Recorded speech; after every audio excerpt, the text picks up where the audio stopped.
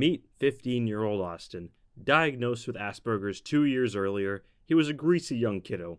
Whenever he showered, it would be long and blisteringly hot. He used this as a coping mechanism for his severe depression. A typical day looks something like this.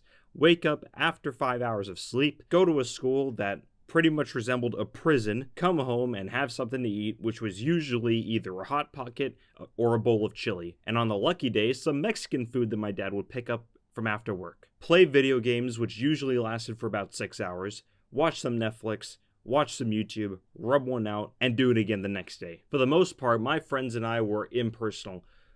We all knew we were going through the same thing, but we just never really talked about it. We must have thought it was just normal to be sad every day. This unintentionally led to me building the habit of bottling up my emotions. Whenever I was confronted with the question, how was I doing? I would always just say I'm fine, not because I was fine, but because everyone else was going through the same depressing situation. So I just associated the definition of fine with being the same as normal. Secretly, I knew that once my childhood was over, that's when I could start really being happy. If I ever did express my emotions, I'd always be swiftly met with how grateful I should feel for all the things I had. After realizing this emotional censorship, I knew nothing was going to change.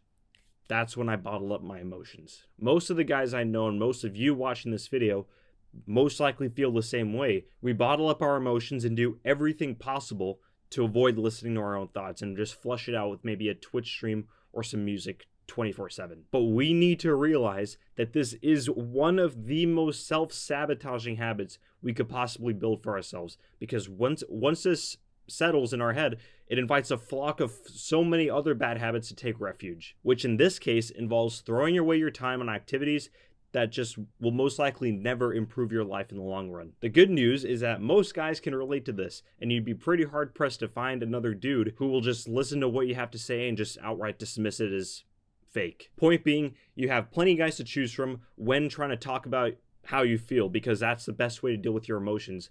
But if you're a private person, I get it.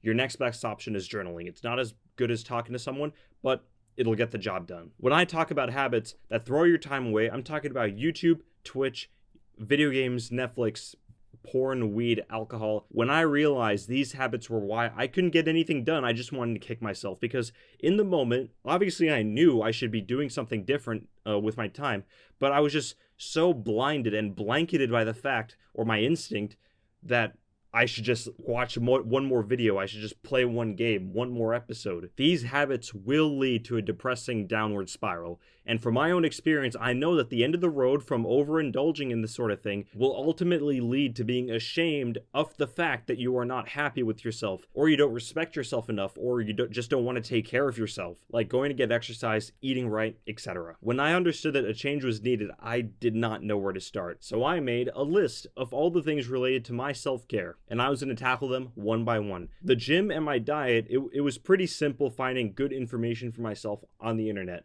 but there were other things like skincare, for example. It was on my priority list because I don't want to look dirty when talking to someone or making these videos. That's when, by some coincidence, Tej Hanley reached out to me saying they were interested in sponsoring this video. When they reached out, it was pretty much a no-brainer. I've used their skincare products many times in the past. It's just so simple. It all just comes in this little box with all the relevant products assorted just for you with absolutely no guesswork. The skincare industry is pretty intimidating as a consumer, especially for guys, because you just don't know what to buy. There's hardly any information for us out there.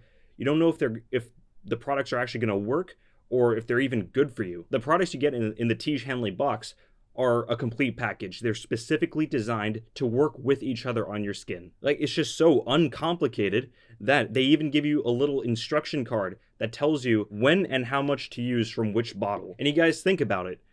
I spend most of my time reading and listening to psychology and life improvement material. You know that these videos are for your own benefit.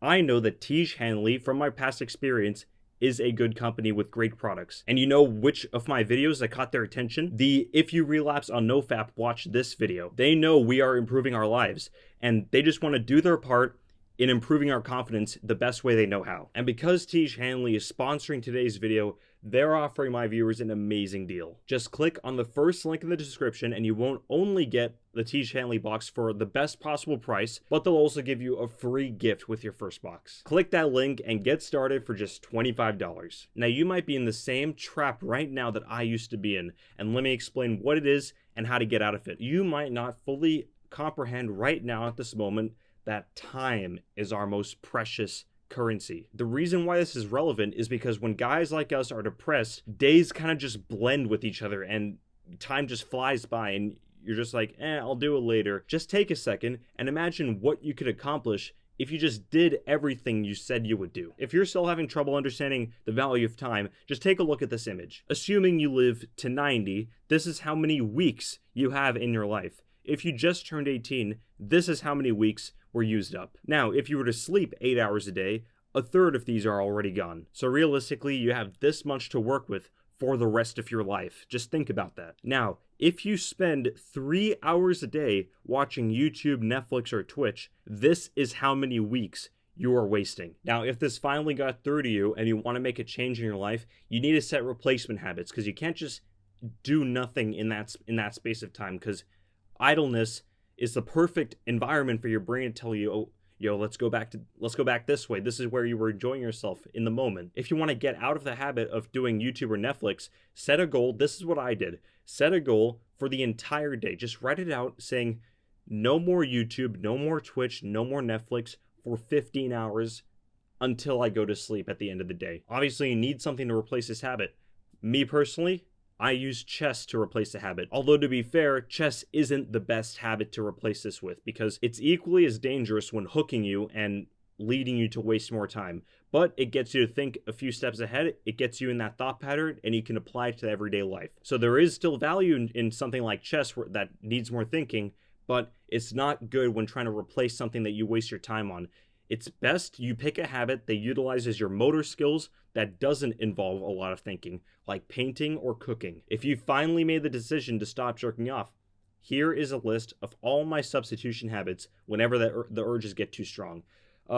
Ignore the forbidden leaf. That's for me. It works for me. I don't recommend, and in my case, it's only used for extreme emergencies where the urges just get too strong. And the last of the habits that I wish I entered sooner was expecting my parents pretty much do everything for me and pamper me. You know what I'm talking about, like doing daily chores for you when realistically you should be doing them yourself. You got to realize that you are your own person, and the more you expect your parents to do everything for you, then the more you're going to view them as a filter that you just got to get through to do your own thing. Now, the worst thing about this part is that some parents can intentionally over-pamper their kids in order to keep their kids from leaving. But this is just such an unhealthy form of parenting. If you realize and recognize that your parents are kind of like this, then there's no need to confront them. All that's necessary, easier said than done, is for you to take care of your own stuff without trying to seek their approval. They might even tell you to stop and just let them do it for you. You can't give in. Ignore it and just go on with your day. Thanks again to T. Shanley for sponsoring this video. Remember to check out the discount link in the description. Trust me guys, if you struggle with any of these habits that I just explained or any other bad habits that I might not have mentioned, leave those in the comments if you're okay with it. You have to end them now as soon as possible because you can't wait for something to happen. It's not going to get easier for you as time goes on. It's going to get harder because the more you leave habits to simmer, the more of a groove they're going to carve out in your brain. And it's just going to get harder the more and more you sit around. And if you go too long doing nothing about these habits, you risk getting institutionalized where you literally won't know what else to do now that these habits own such a huge portion of your life. Thank you guys for watching. I'll see you next time.